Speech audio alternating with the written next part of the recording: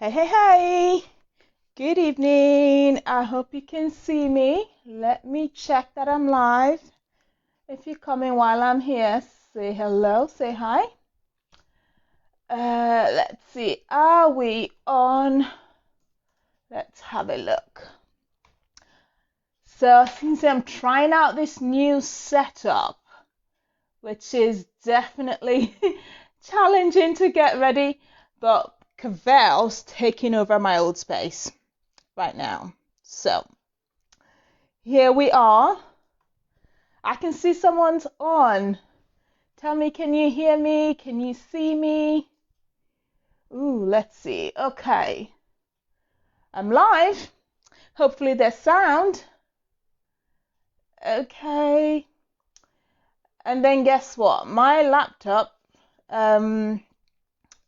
the mouse is funny. So it's great. It's really great. Okay, let's see. Okay, it's live. Let me make sure I don't spend most of the time sort of looking somewhere else because I'm sure that's no fun. Okay. Let's see. Okay, I'm sure I'll be fine. How's everyone doing? I hope you're having a good week, considering everything that's going on.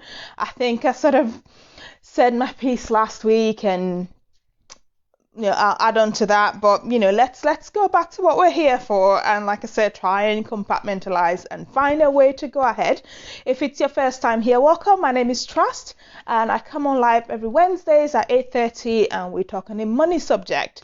And I'm a budget coach to professional women, showing them how to keep hold of more of their money by budgeting and just coming to grips with what their money goals are and how to take the steps to get there using mostly what they already make. Okay, so today I thought I'll talk about money traps because things are opening back up.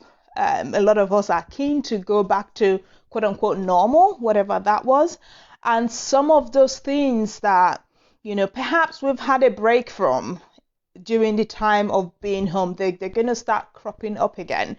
I know that this period was financially difficult for a lot of people, and so what are some things we can do differently or avoid sort of going forward so that we can handle things better? So I'm going to make it a two-part, I think. So I'm going to do 5 this week and I'll do the other 5 next week. That's the plan. So if you like what you hear, share the video, share it with someone who you think it's going to be helpful for. If you catch this on YouTube later on, say hi as well, because I do put them on there. Or if you watch it on replay, comment replay. Okay, so the first thing on my list that I'm going to put, that I've put on there, is store card debts. Now, every store and their mom has a card these days.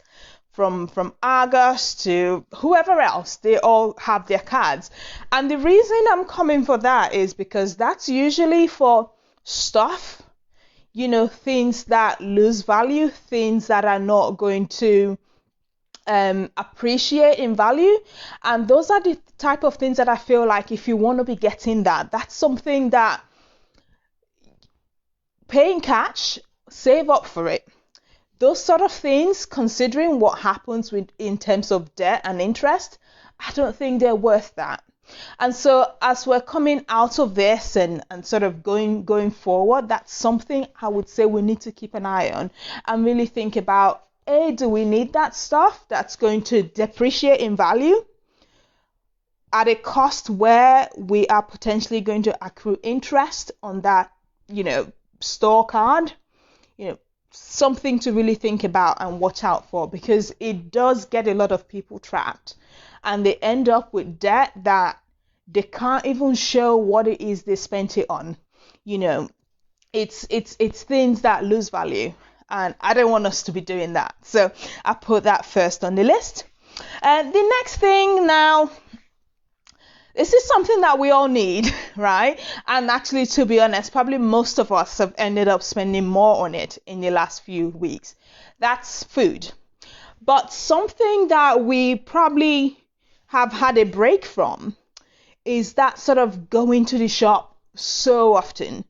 Going to the shop every day, every couple of days, you need one thing and then you end up bringing in half the shop. And we've had a break from that. And as things start opening again, it will be easier to go back into the shops. So I really want us to take some time and evaluate what we're spending, because surprisingly, that is one area where a lot of people find that they spend a lot. So I'm talking, consumables in general, food, alcohol, that sort of mindless going to the shop so often, either because we've got into the habit of doing it and, it just happens, and without sitting back to think about it, especially if you're someone that you find that you have to throw away food. And that's definitely something to look at. So I really want us to do better going forward, coming out of this and everything that's happened. If you are throwing away food, stop it. Stop it. If you find yourself doing that, that tells you that there's something that's not quite right in terms of what's being bought in the first place. So definitely think about it.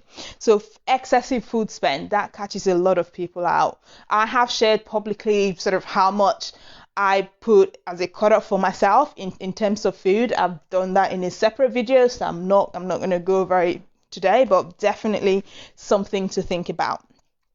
Money trap number 3. I've put down Getrichquick schemes. So usually when things get hard, and I know they will, coming out of a period where the economy it's been challenged, and it's going to be tough for a lot of people. Unfortunately, at a time like this, unscrupulous people are going to come up with ideas, schemes, things that make huge promises and things that just sound too good to be true. And when people are desperate and people are looking for, there's no other way to say it, overnight success, that's the sort of time people get parted away from their hard-earned little money that they have left. So just something to be vigilant for as we're coming out of this. Is something that happens time and time again, and people fall for it. And for someone who is determined to be wise with their money and manage it well, it's something to look out for. If something sounds too good to be true, do your research over and over and over again. Get independent opinion. So someone who has nothing to gain from it being true or not true. Get independent advice before sort of plunging in any savings you have left to get into stuff like that. So get rich quick scheme. So that was number 3. Number 4.